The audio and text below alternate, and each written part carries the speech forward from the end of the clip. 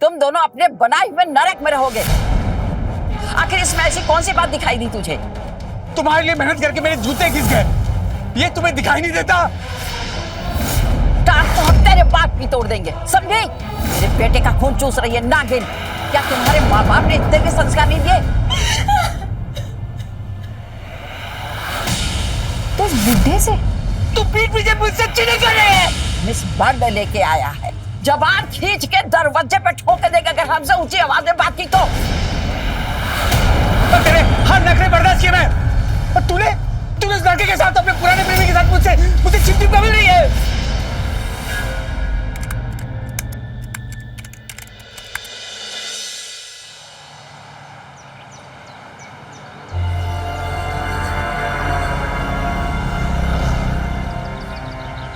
विनय, हमें जल्दी से जल्दी शादी करनी होगी, वरना मेरे घर वाले मेरी किसी भी वक्त किसी और से शादी करवा सकते हैं। अरे मेरे होते तुम्हें चिंता करने की कोई जरूरत नहीं है। मेरे पास तुम्हारी खुशी का जादू है, समझी? क्या? हाँ, मेरा प्यार।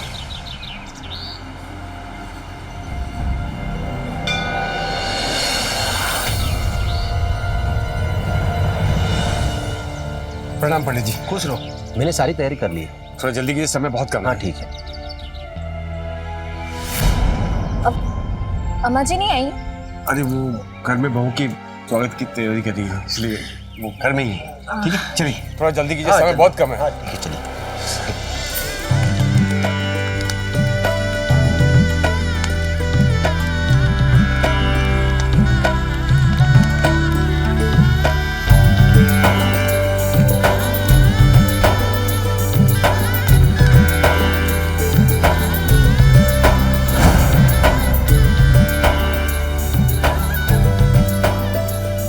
बस मुझे तेरा ही इंतजार था।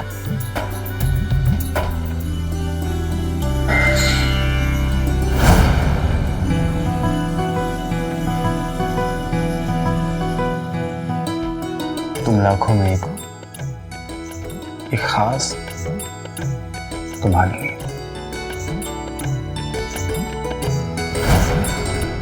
ये ले बेटा, इस घर की मालकिन।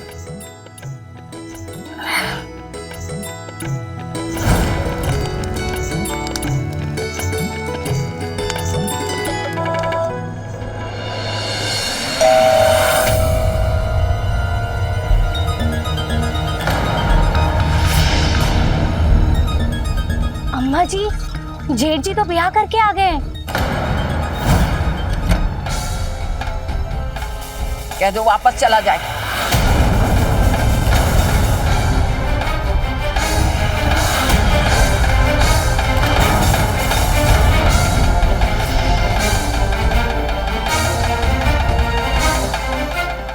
आखिर तुम नहीं माने?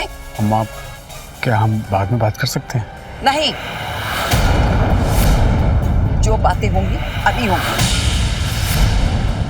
ठीक है, कहिए। अब तक तुम हर महीने 25,000 देते थे घर के खर्च के लिए, अब तुम 50,000 दोगे।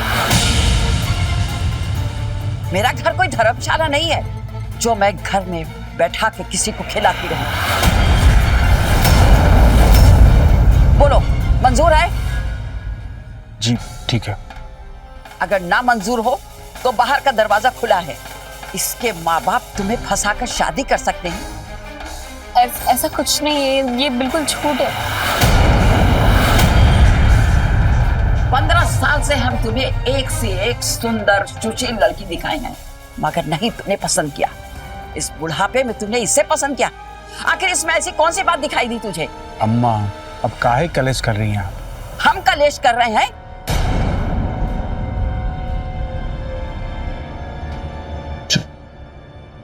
रुक!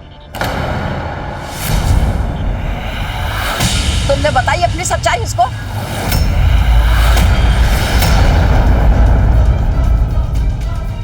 या जैसे ही हमसे छिपाता आया है वैसे ही इससे भी छुपाया है?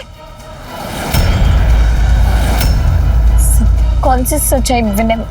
तुझसे किसने कहा आरती की थाली लाने के लिए? वो अम्मा जी, हमने सोचा कि घर की मालकिन कौन है? आप है अम्मा जी।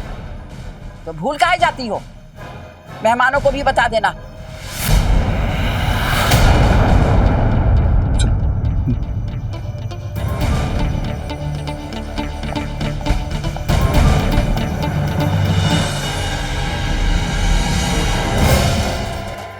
अम्मा जी हम खाना देकर आते हैं। और सुन, सिर्फ एक ही थाली लेकर जाना।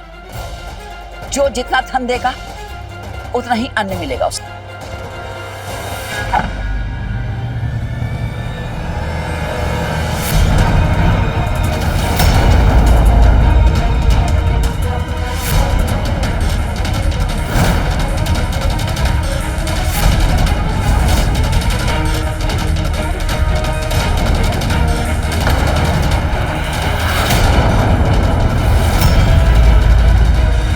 विनय, इतनी क्यों नाराज है तुम्हारी अम्मा? अरे वो तुम्हें सोचने की जरूरत नहीं है, मैं संभाल लूंगा। और वो किस सच्चाई की बात कर रही थी? अम्मा को तो आदत है बड़बड़ाने। क्यों इतना सोच रही हो? कुछ नहीं। विनय, तुम पक्का मुझसे कुछ नहीं छुपा रहे हो? मेरे पास कुछ छुपाने के लिए है ही नहीं, तो क्या छुपाऊं क्या?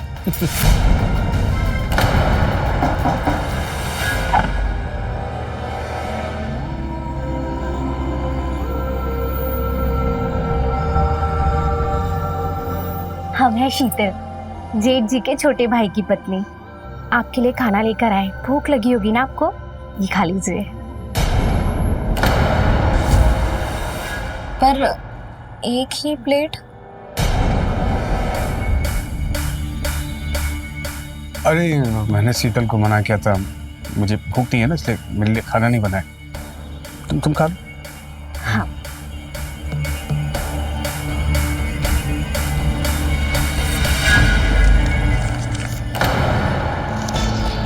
विनय, इतनी सारी दवाइयाँ किस चीज की है ये?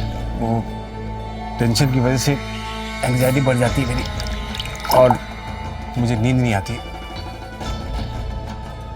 लेकिन तुमने ये सब मुझे शादी के पहले तो नहीं बताया था। इसमें बताने वाली क्या बात थी? तुम एक काम करो, खाना खाओ ना। आओ बेटा, तुम खाओ।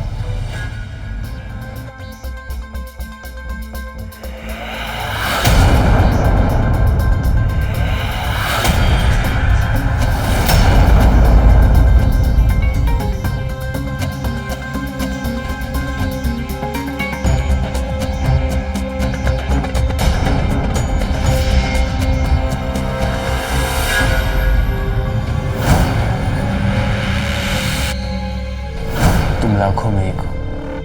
अगर तुम ना होती तो मैं भी ना होता।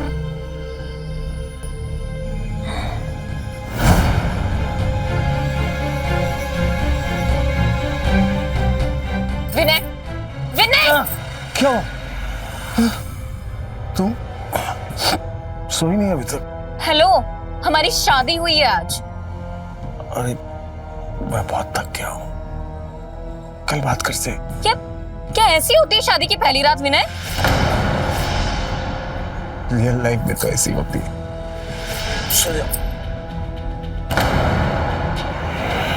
क्या सपने देखे थे मैंने, पर यहाँ तो कुछ और ही तमाशा चल रहा है।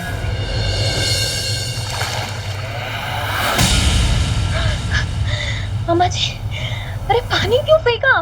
महारानी जी उठिए, हमारे घर में नहीं चलेगा इतनी देर तक सोना। शीतल, इसको समझा दे।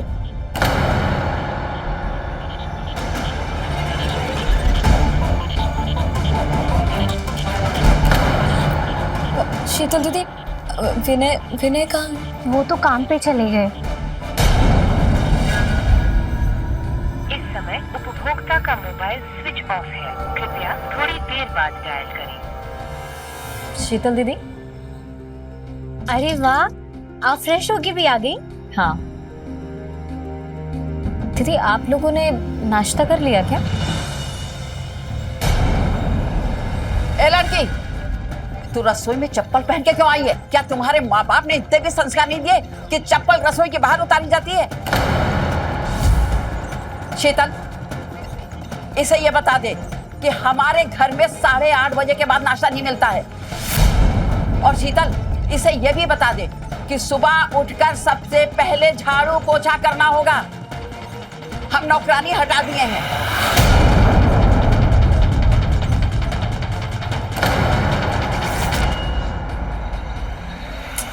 आज ना झाड़ू पोछा हम कर लेते हैं। आप कल से कर लेना, वरना आप कहेंगी कि नई दुल्हन का हमने अच्छे से स्वागत भी नहीं किया। वैसे तो आप हमारी जेठानी जी हैं, पर उम्र में तो हम ही आपसे बड़े हैं ना, इसलिए हमने सोचा कि हम अपने अनुभव से आपको बताएं कि उम्र दराज आदमी के साथ खुश रहने के उपाय क्या क्या होते हैं। कभी जरूरत पड़े ना तो पूछ लेना, हिचकिचाना मत। अच्छा दीदी, आपके पति मतलब मेरे देवर जी दिखाई नहीं दे रहे, वो भी ऑफिस चले गए हैं क्या? नहीं, वो दुबई में रहते हैं, पर ये पूरा घर ना उन्हीं की कमाई से चलता है। The number you've called is currently unavailable.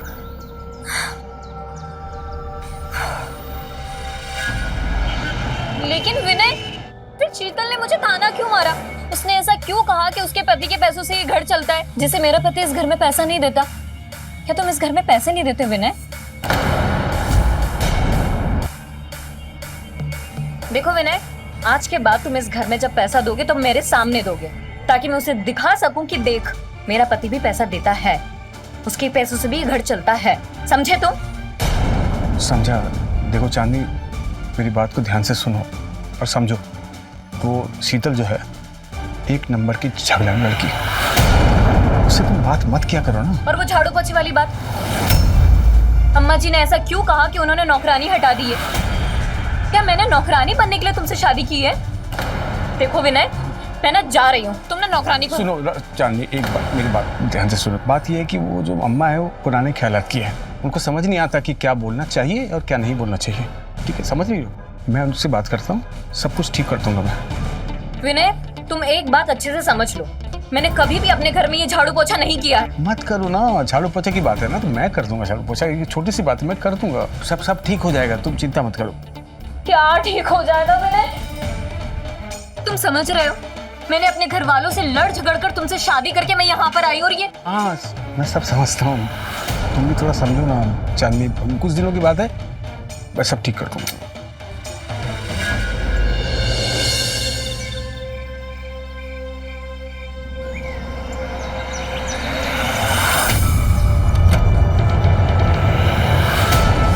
अरे चलो अब अम्मा जी, ये पलंग को उठा के किनारे खड़ा कर दो। रुको रुको रुको रुको रुको रुको रुको, अम्मा जी आप क्या चाहती है? क्या कर रही है ये? आप हमारे बेडरूम में बिना नॉक किए घुस आती है, वो भी ये दो मजदूर लेकर। ये इज्जत है आपके घर में एक बहू की? जबान खींच के दरवाजे पे ठोक देगा अगर हमसे ऊंची आवाज में बात की तो। लड़ाएंगे लड़ाएंगे और हम ये नहीं खाली करने देंगे, यहीं बैठे। शीतल, इससे कह दो कमरा जल्दी से जल्दी खाली कर दे। जेठानी जी, जल्दी से जल्दी कमरा खाली कीजिए, अम्मा जी ने किराए पे उठा दिया है। अम्मा जी अभी गलत कर रही। रखो रखो वापस। तुम में से कोई भी आगे बढ़ा ना तो टांगे तोड़ दूंगी मैं। टांग तो मैं तेरे बाप की तोड़ दूंगी। मेरे बेटे का खून चूस रही है नागिन। अगर तुम्हारे बेटे बहू का बेडरूम तुमने किराए पे दे दिया तो कहाँ रहेगा तुम्हारा बेटा? कहाँ रहूंगी मैं? चुप! आपसे बात ही क्यों कर रही हूँ? मैं विनय को कॉल करती हूँ।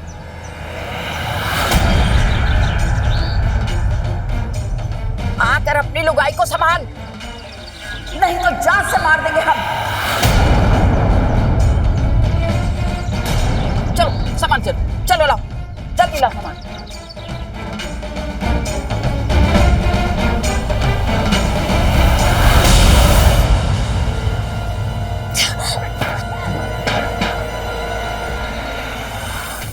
देखो चांदनी, देखो मैंने अम्मा से बात कर लिया है, इसको सामान को थोड़ा सरका के, यहाँ से थोड़ा सरका के फर्श में बिस्तर बिछा के हम रह सकते हैं आराम से। हैं विनय, तुम पागल हो क्या?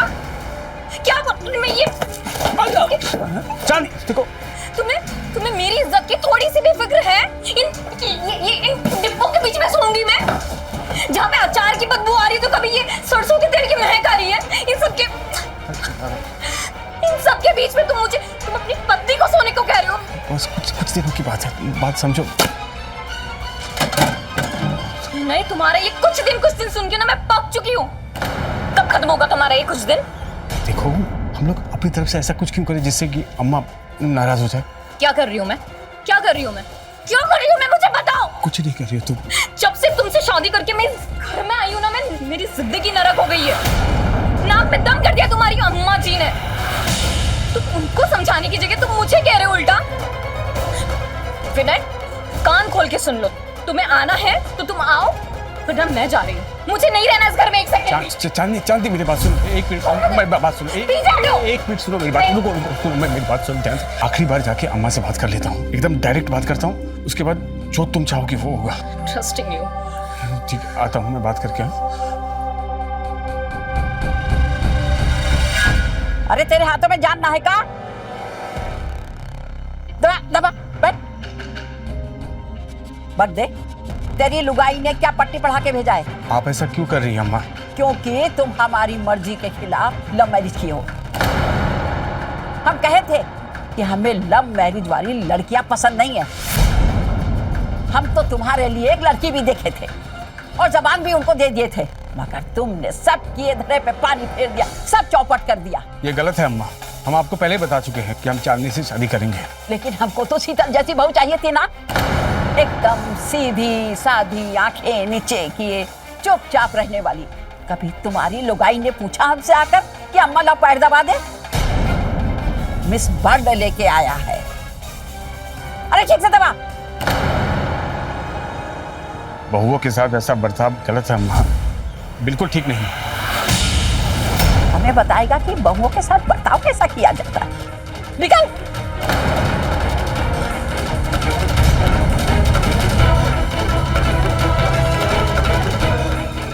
जोर से दबा। हाँ भाई सुजय, हाँ तेरे घर पहुंच गए हम लोग। हाँ बिल्कुल सब ठीक है, सब सेट है। हाँ चल, थैंक यू यार।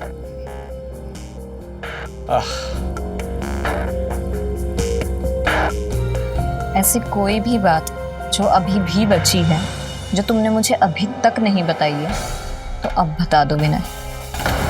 मैं अपने सारे रिश्ते नाते, घर बार सब छोड़कर तुम्हारे साथ यहाँ पर आई हूँ। तुम साथ दोगे ना जिंदगी में? कैसी बात कर रही तुम? तुम्हारा साथ दूंगा, तुम्हारे लिए जान दूंगा मैं। I love you, I love you a lot. तेरी शादी क्या हो गई? तूने तो हमें भुला ही दिया है। अरे छेड़ना बंद कर यार उसको, उसका हनीमून पीरियड चल रहा है। ऐसी कोई बात नहीं है। यू नो, ये घर गृहस्थी के चक्कर में ना मैं तो बिल्कुल फंस चुकी हूँ। ये शादी करके ना मुझे ऐसा लगता है मैंने गलती कर दी, सीरियसली। क्यों? कॉलेज में और लड़कों को आजमाना चाहती थी क्या? अच्छा, अब कॉलेज से याद आया, वो शाम आजकल कहाँ है? मतलब जिसने मुझे प्रपोज किया था। तेरे ठुकराने के बाद उसने तो शहर ही छोड़ दिया। अभी तो दिल्ली में एक बहुत बड़ी मल्टीनेशनल कंपनी में नौकरी कर रहा है। मैं थोड़े दिन पहले गई थी ना दिल्ली, आया था मुझसे मिलने। बड़ा हैंडसम हो गया है यार। पता है उसको कंपनी ने इतना बड़ा फ्लैट दिया है, बड़ी गाड़ी है, उसके तो ना मजे हैं यार। पिज्जा आ गया उधर।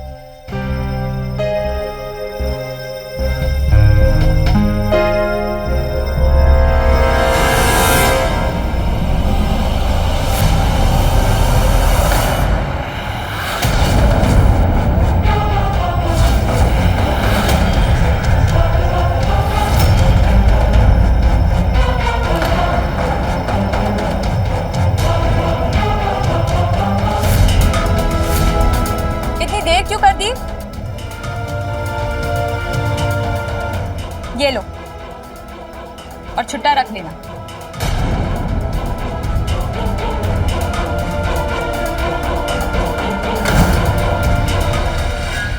हेलो चांदनी, कहाँ गुम हो गई तुम? वो अपने पति देव के ख्यालों में गुम। नहीं तो कुछ तो बताओ तुम्हारे पति के बारे में। कैसे है जीजा जी?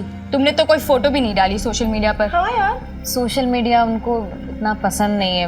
वो ये फोटोज वगैरह अपलोड करना, वो ना उनको थोड़ा बचकानी हरकतें लगती है। फोन पे तो होगी फोटो, दिखा।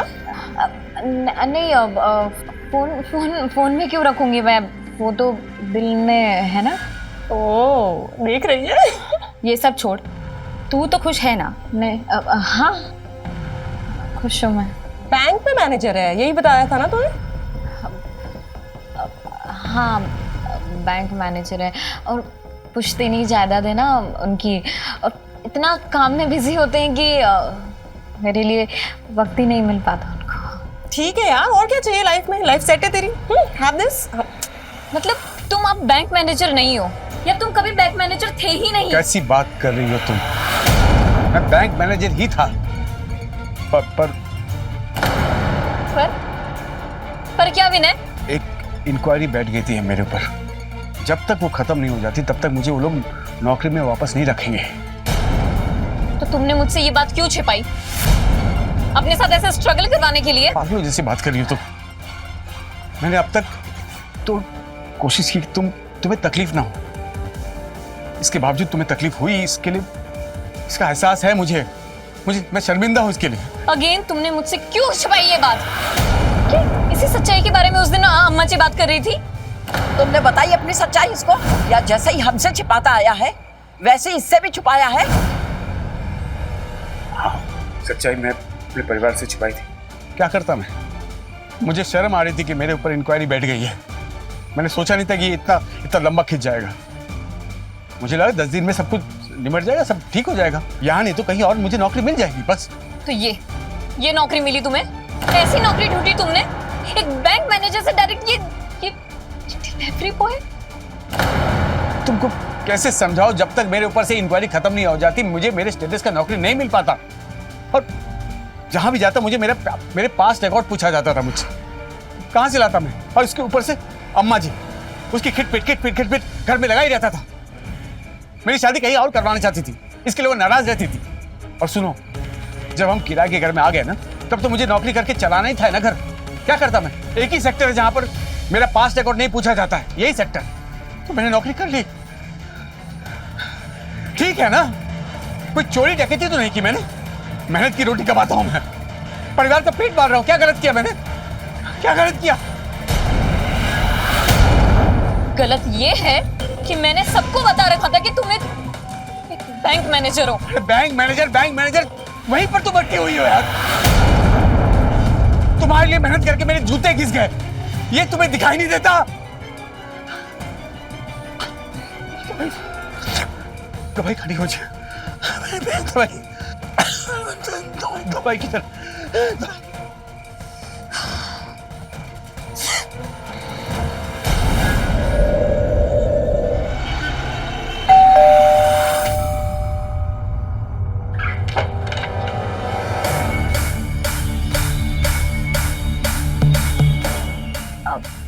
तुम लोग यहाँ पे क्यों? हमने तुम्हारे रोमांस को डिस्टर्ब कर दिया क्या? नहीं ऐसा कुछ नहीं है। मतलब फोन कर देती ना आने के पहले। चलो अंदर आओ। सोचा कि इस क्यूट रोमांटिक कपल को हम रंगे हाथों पकड़ते हैं।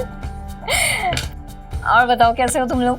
हमने सोचा कि आज संडे है तो जीजाजी से मिलके आते हैं। कहाँ छुपा कर रखा है जीजाजी को? बुलाओ जीजाजी को। वो बस ऑफिस के लिए रेडी हो रहे थे तो।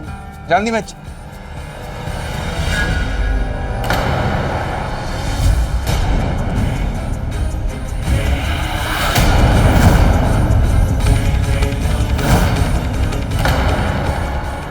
विनय, ये मेरी दोस्त है और ये विनय है। हेलो।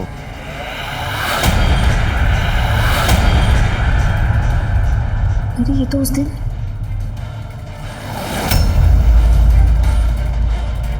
विनय तेरा पति। चांदनी मैं चलता हूँ, बाय। हाँ, शाम को मिलते। अब मैं पता है तुम लोगों को, बैठ जाओ, मैं गर्मा गर्म चाय बना के लाती हूँ तुम दोनों के लिए।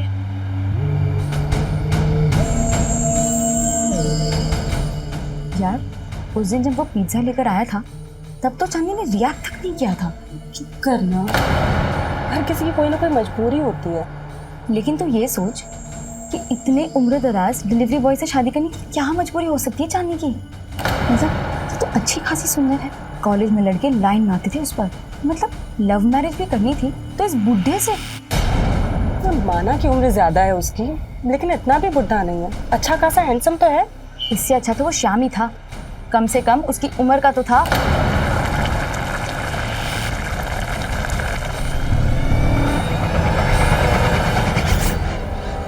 लगता है बुड्ढे ने फंसा लिया है बेचारी को। पता नहीं खुश भी रख पाता होगा या नहीं चांदी को।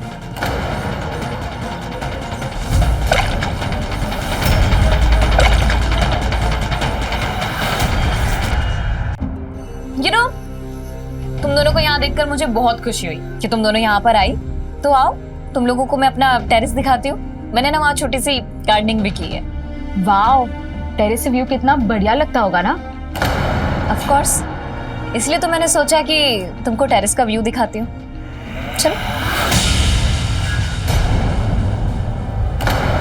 ये सब तो ठीक है, लेकिन वो घर का कलर स्कीम ज्यादा अच्छा नहीं है। मेरे घर को देखना चाहिए। मैंने एक तरफ नेवी ब्लू लगवाया है और दूसरी तरफ बॉटल ग्रीन लगवाया है। अगर मैं किराए के घर पर रहती तो ऐसे ही छोड़ देती? कभी नहीं। मैंने तो अपने घर पर फूल और पत्ती भी लगवाया है, जिससे घर में पॉजिटिव वाइब्स मिलती है। और सबसे बड़ी बात, घर के कलर से ना मेंटल हेल्थ पर रिफ्लेक्ट होता है।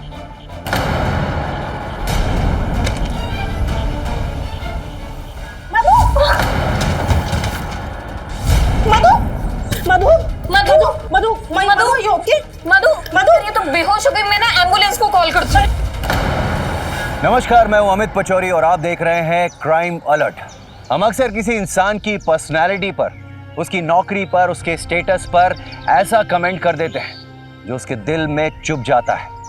इसीलिए बुजुर्गों का कहना है कि कमान से निकला तीर और जबान से निकले शब्द कभी वापस नहीं आते हैं। शब्दों का तीर इतना घातक होता है कि कई बार वो व्यक्ति के मन से निकलता नहीं है और ऐसे हालात में वो कुछ न कुछ अशुभ कर गुजरता है।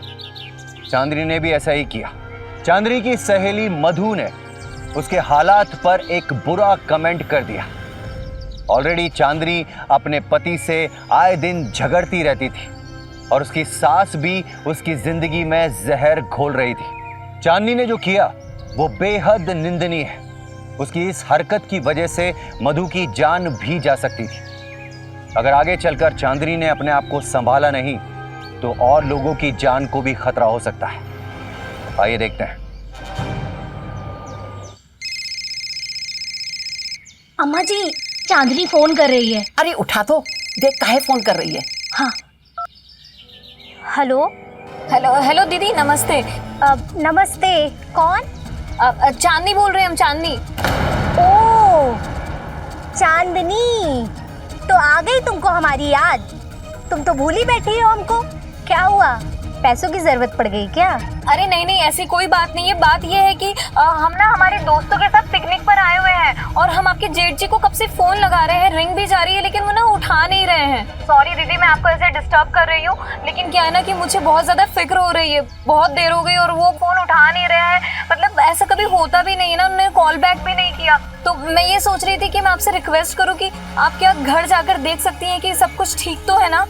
हम काहे जाए तुम्हारे घर? हमें तो पता भी नहीं है तुम लोग रहते कहाँ हो। जब से गई हो पलटकर फोन तक तो किया नहीं है तुमने। दीदी देखिए, हम आपकी सारी शिकायतें ना बाद में सॉल्व कर देंगे, लेकिन आप प्लीज अभी जाकर देख लीजिए ना प्लीज। ठीक है बहन, अम्मा जी से पूछते हैं। अगर अम्मा जी परमिशन देंगी तो हम चले जाएंगे। ठीक है।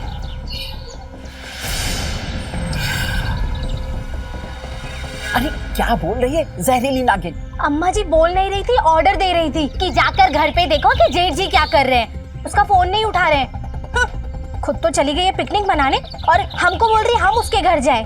मेरे बेटे की जिंदगी बर्बाद कर दी। मेरा बेटा मुझसे बिछड़ गया और ये कमीनी घूम रही है। तो अम्मा जी क्या करें, हम चले जाएं क्या? हाँ, हम भी चलते हैं। चलो, आज अपने बेटे को समझा बुझाकर अपने घर ले आएंगे। उस नागिन के पास फिर कभी नहीं जाने देंगे। चल चल जल्दी चल।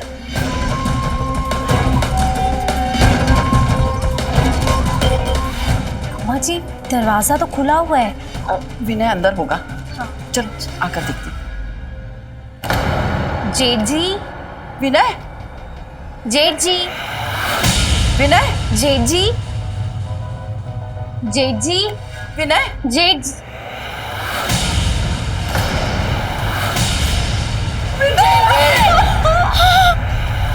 जेठ जी,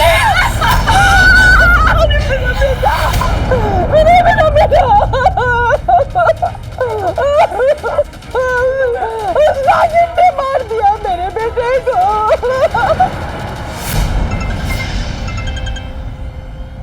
चांदनी कहाँ हो तुम? अरे यार, जेठ जी ने फांसी लगा ली है। क्या?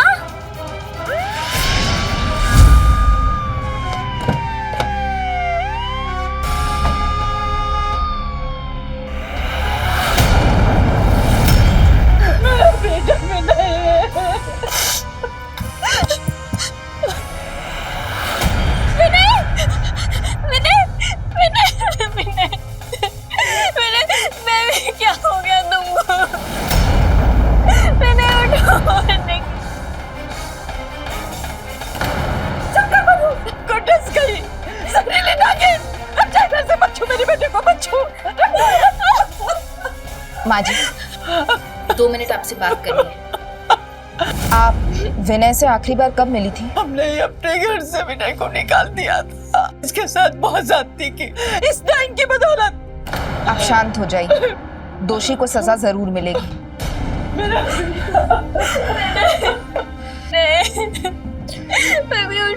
चांदनी, मैडम प्लीज जेठानी जी को परेशान मत कीजिए। इस बेचारी पे दुखों का पहाड़ टूटा है। अगर आप कोई बात कर रही है ना, हमसे कीजिए। आपको कब पता चला कि भाई साहब ने फांसी लगा ली है? आप तो यहाँ रहती नहीं है। हम अम्मा जी के लिए चाय लेकर आए थे, तभी इनका फोन आया कि जेठ जी इनका फोन नहीं उठा रहे, हम जाकर देखें। उस वक्त आपकी जेठानी जी कहाँ थी? इन्होंने बताया कि ये पिकनिक से वापस लौट रही हैं। कल ही गई थी अपनी दोस्तों के साथ। इनकी दोस्तों के नंबर निकालो। ठीक है मैम।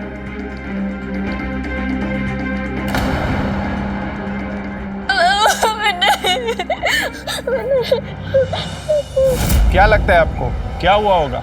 क्या हुआ होगा ये तो मैं नहीं जानता, लेकिन इनका तो रोज का झगड़ा होता रहता था। ठीक है, आप जाइए।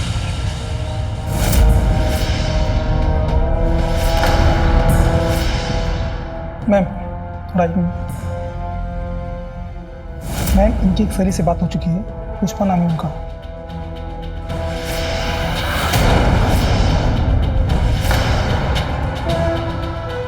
हम चांदनी को पुलिस स्टेशन लेके जाएंगे पूछताछ के लिए। मैं नहीं जाऊंगी, छोड़िए मेरे को। मुझे छोड़ दो, मैं नहीं जाऊंगी।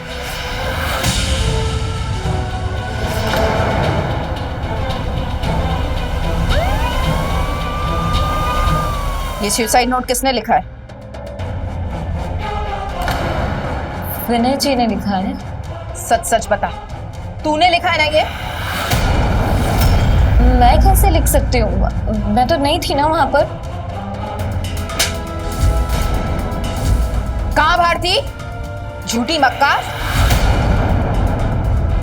इनमें भी तेरी ही हैंडराइटिंग है ना? इस सुसाइड नोट पर भी तेरी हैंडराइटिंग है। अब जल्दी जल्दी बोल, नहीं तो सच उगलवाने लगता है मुझे। बताती हूँ।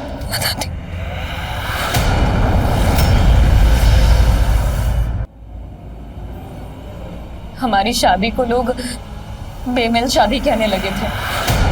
हमारे बीच में 17 साल का डिफरेंस था।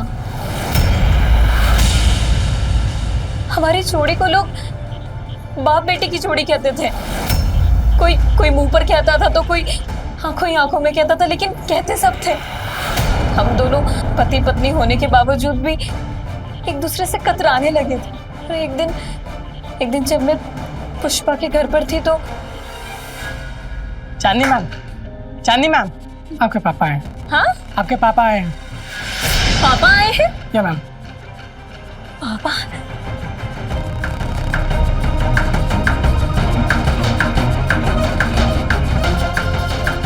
इतनी रात हो गई, घर चलो। चलो घर। गुड्डू, इधर आ। क्या पापा है वो मेरे? क्या बोला तू? हस्बैंड है वो मेरे। चांदी, हस्बैंड है। चांदी,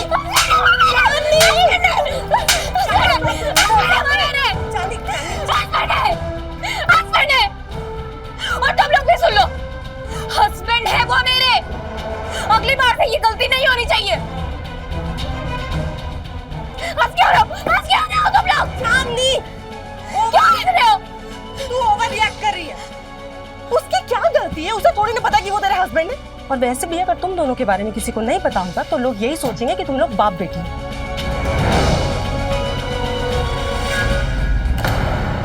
एज डिफरेंस की बात तो तुझे पहले से पता थी, तो फिर ऐसे क्यों रिएक्ट किया? तुझे तो अच्छे से अपना घर बसाना चाहिए था, अपनी फैमिली बढ़ानी चाहिए थी। फैमिली? अरे हमारी फैमिली बन ही कहाँ पाई जो उसे बढ़ाती मैं। क्यों? तुम पति पत्नी इस बारे में प्लानिंग कर सकते थे। नाम मात्र के पति पत्नी थे हम। रोज झगड़ा होता था हमारे बीच में, रोज। अरे आप ही बताइए किसके भरोसे बढ़ाती मैं अपनी फैमिली? विनय की नौकरी ही नहीं थी, और जो छोटी सी नौकरी थी उससे हमारे घर का किराया ही बहुत मुश्किल से निकलता था। और ना मैं ये कॉम्प्रोमाइज एडजस्टमेंट इन सब से ना मैं तंग आ चुकी थी। हम तो बस साथ में रहते थे, लेकिन हमारा ना रिश्ता टूट चुका था, बिखर चुका था सब कुछ।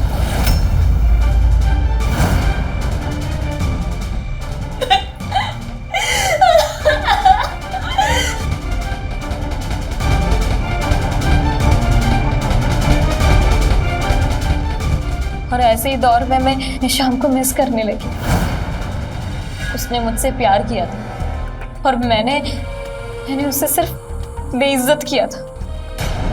तुझे शाम की याद क्यों आने लगी? तू तो उससे प्यार नहीं करती थी।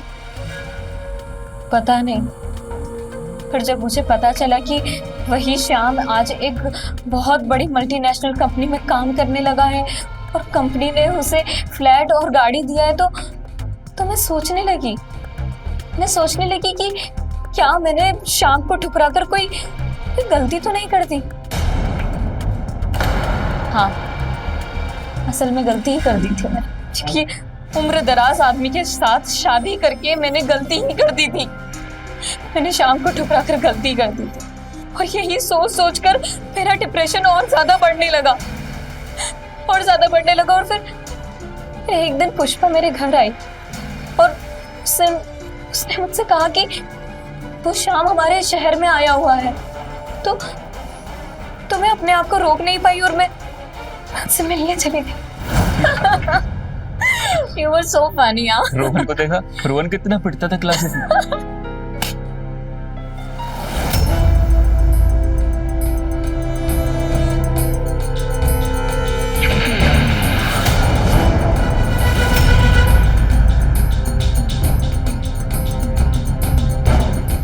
अब शाम हम कहीं और चलते हैं ना, मैं बताती हूँ।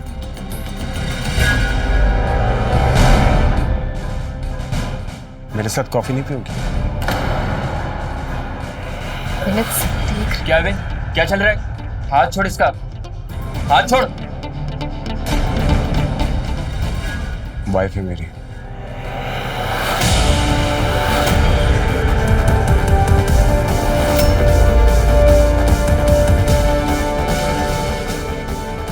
विनय, शाम ये मेरा कॉलेज फ्रेंड है। शाम विनय, मुझे यकीन होने लगा था कि विनय की वजह से मेरी जिंदगी बर्बाद हो चुकी है। शाम को दूर जाता देख मुझे ऐसा लगने लगा था कि मानो मेरी जिंदगी की सारी खुशियां मुझसे दूर जा रही है। मुझे यकीन होने लगा कि मेरी बर्बाद जिंदगी का जिम्मेदार सिर्फ और सिर्फ विनय है। हाँ, मैं हूँ तुम्हारी हर परेशानी का जिम्मेदार। तू नहीं, तुझे शर्म नहीं आती हर चीज के लिए मुझे कुछ रुपया ठहराते हुए? और तेरे हर नखरे बर्दाश्त किए मैं। इस परिवार को संभाले रखने के लिए क्या कुछ नहीं किया। और तूने उस लड़के के साथ, अपने पुराने प्रेमी के साथ मुझसे चिप का मिल रही है। हाँ, क्योंकि तुझ जैसे बुड्ढे के साथ शादी करके ना मैंने अपनी जिंदगी की सबसे बड़ी गलती कर दी है। इसलिए तू पीठ पीछे चीटिंग कर रही है। देखो बुड्ढा खास रहा है,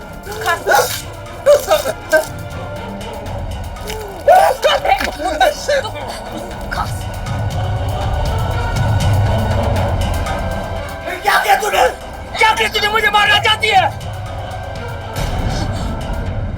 मुझे मारना चाहती है? हाँ, मैं तुझे मारना चाहती हूँ। मैं तुझे मारना चाहती हूँ। मैं मारना चाहती हूँ तुझे बुड्ढे। मैं तुझे मारना चाहती हूँ।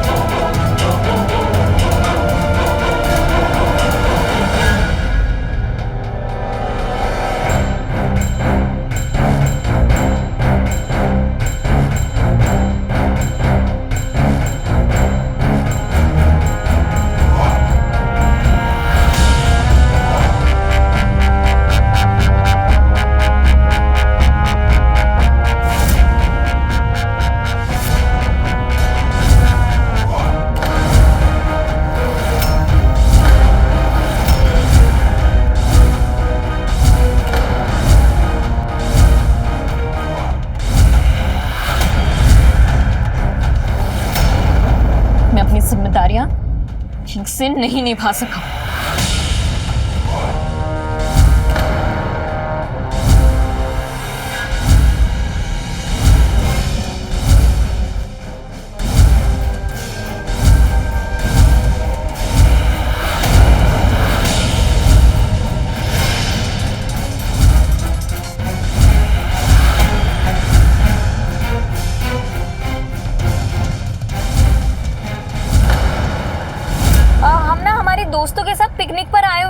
और हम आपके जेठ जी को कब से फोन लगा रहे हैं, रिंग भी जा रही है लेकिन वो ना उठा नहीं रहे हैं। तू विनय से इतनी नफरत करती थी तो क्या देखकर उससे शादी की थी? क्योंकि वो बैंक में मैनेजर था, उसके पास पुश्तैनी जायदाद थी, वो अपने परिवार का बड़ा लड़का था, वो मुझे एक सिक्योर लाइफ दे सकता था। और शादी के पहले तो वो वैसा नहीं था, काफी रोमांटिक हुआ करता था। वो अच्छी अच्छी जगह ले जाता था, अच्छे अच्छे कपड़े पहनाता था, हर जगह घुमाने ले जाता था। और मुझे फिर लगा कि ये वाह, ये सब तो बढ़िया है, मेरी तो लाइफ एकदम सेट है, इसलिए शादी की। लेकिन शादी के बाद मुझे महसूस हुआ कि ये सब तो भ्रम है। उस पे और मेरे पापा की सोच में कोई अंतर नहीं था। हर बार पैसों को लेके किल्लत। हर जो खरीदना चाहूँ खरीद नहीं सकते, कुछ खाना चाहूँ खा नहीं सकते, जहाँ घूमना चाहूँ घूम नहीं सकते, अगर मैं अपने पसंद का खा नहीं सकती, घूम नहीं सकती, तो मैंने शादी ही क्यों की? और जब मुझे उससे ये सब नहीं मिला तो मुझे उससे घिन आने लगी, और जब मुझे उससे घिन आने लगी तो मैंने उसे मार दी। बंद कर दो इसे अंदर।